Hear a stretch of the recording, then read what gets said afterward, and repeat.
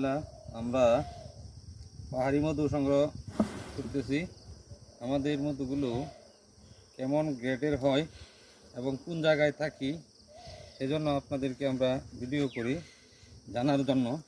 এই যে দেখেন, এই ক্যামেরার সামনে আনো, এই দেখেন আমাদের মধুগুলো সিলবোর্ড করেছে, কভার করেছে। কভার করার পরে আমরা মধু সংগ্রহ করি। এরকম মধু হলে আপনার এক গ্রেডের মধু হয়। যে দুই সাইডে আপনারা দেখালাম, দেখেন মধুগুলো পাকা পোক্ত হয়েছে। এটি পরিপক্ক মধু বলা হয়। এই মধু কি বলা হয়? 1 নম্বর গ্রেডের মধু।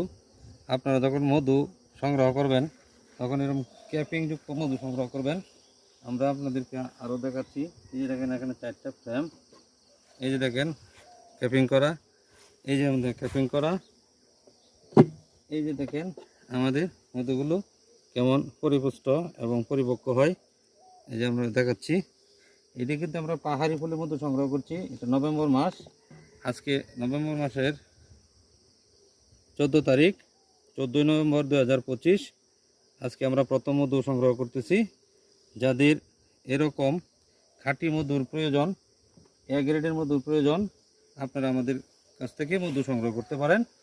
আমাদের স্ক্রিনে দেওয়া নম্বরে আপনারা যোগাযোগ করবেন। আমরা আপনাদেরকে খাঁটি এবং ভালো মানের মধু উপহার দিতে সক্ষম হব।